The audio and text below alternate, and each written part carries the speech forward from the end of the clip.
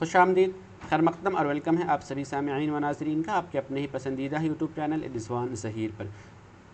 आज की इस वीडियो में आपको मैं बताने आया हूँ यूनिवर्सिटी के एक लेटेस्ट अपडेट के बारे में। यूनिवर्सिटी ने अपने वेबसाइट पर एक नोटिफिकेशन जारी किया है।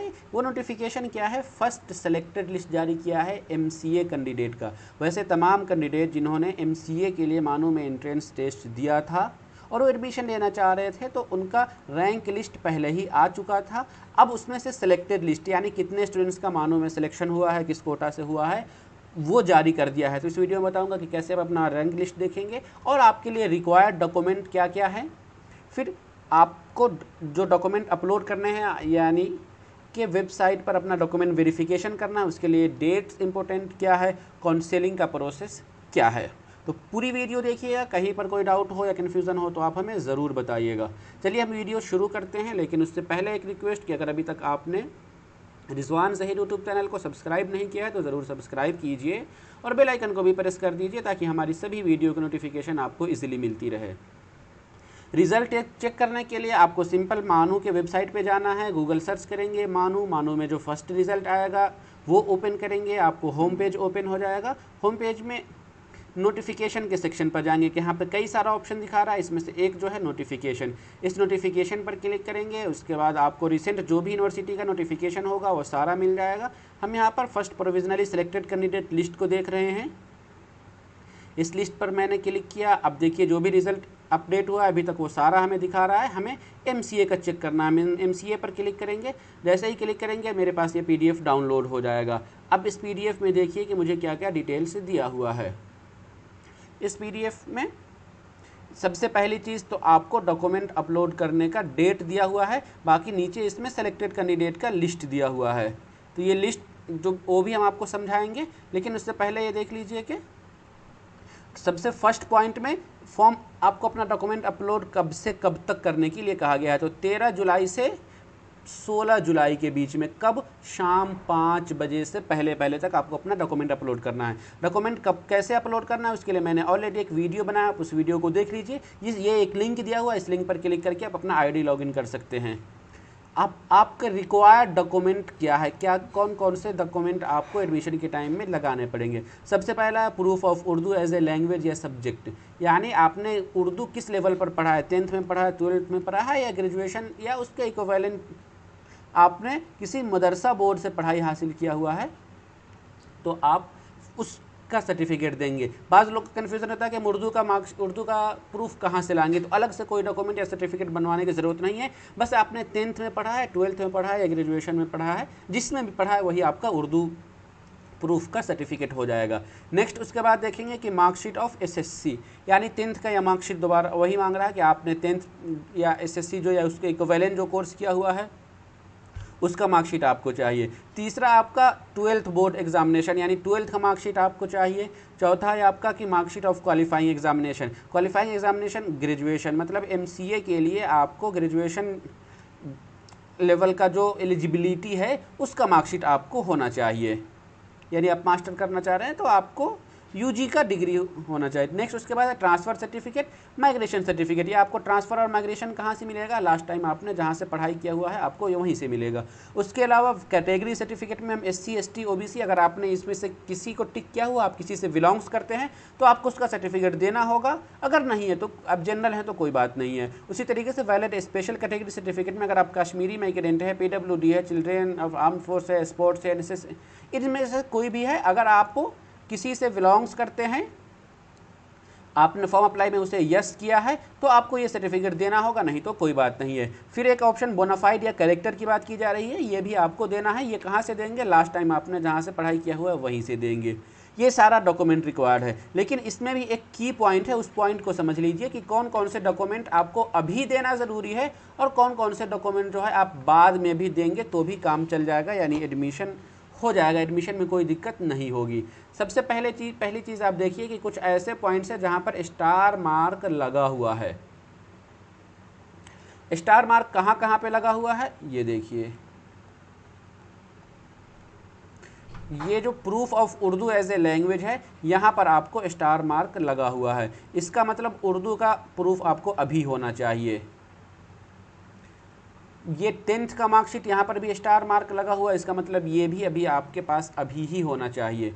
लेकिन हम 12th के मार्कशीट पर आते हैं और ग्रेजुएशन यानी अभी MCA के लिए आप जिस बेस पर MCA के लिए अप्लाई किए हैं उसका मार्कशीट, वो स्टार मार्क नहीं लगा हुआ, आप इसे बाद में भी दे सकते हैं। बाद में कब तक दे सकते हैं वो अभी नीचे आपको बताऊंगा। उसके अलावा ट्रांसफ़र माइग्रेशन, ये आपने लास्ट टाइम जहाँ से पढ़ाई किया वहाँ से मिलेगा, ये इसमें भी स्टार मार्क नहीं लगा हुआ है। अगर आपके पास ये अवेलेबल है ट्रांसफ़र सर्टिफिकेट और माइग्रेशन तो अपलोड कर देंगे, नहीं है तो आप इसे बाद में भी दे सकते हैं, आपके एडमिशन पर कोई इफेक्ट नहीं आएगा।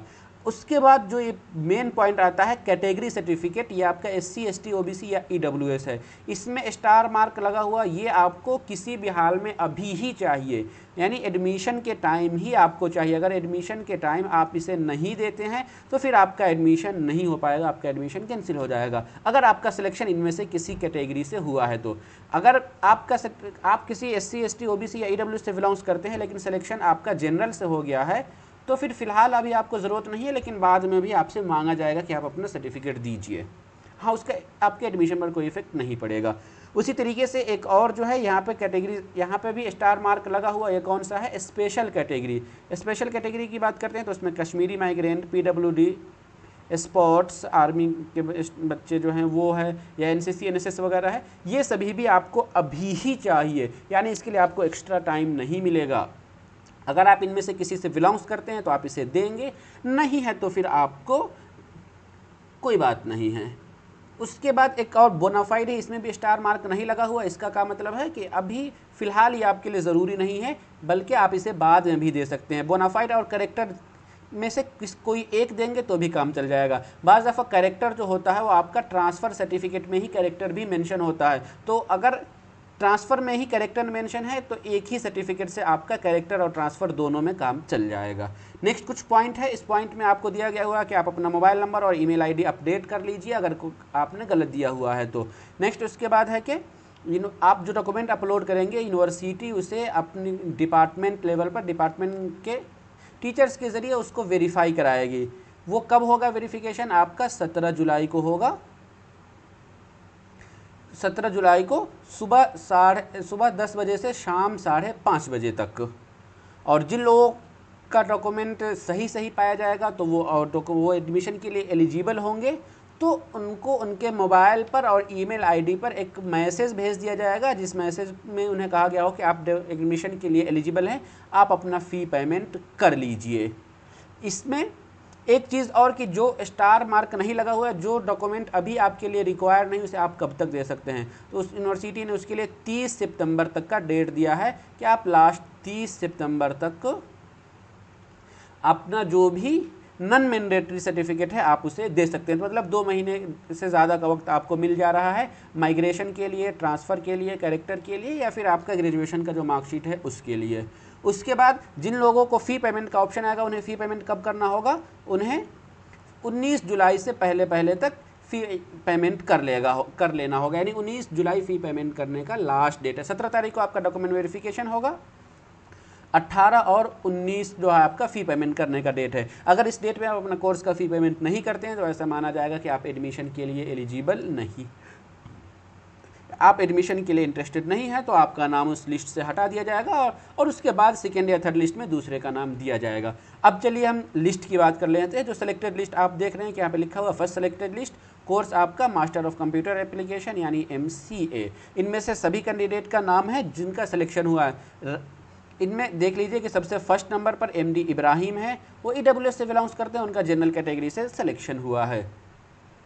उसके बाद यहाँ देख लीजिए लगभग कुछ ऐसे करने, जैसे ये नदीम किदवई है, ये EWS से बिलोंग्स करते हैं, इनका EWS से ही सिलेक्शन हुआ है, तो इनको EWS सर्टिफिकेट देना ज़रूरी है एनी हाउ। अगर ये EWS सर्टिफिकेट नहीं देते हैं तो फिर इनका एडमिशन नहीं होगा।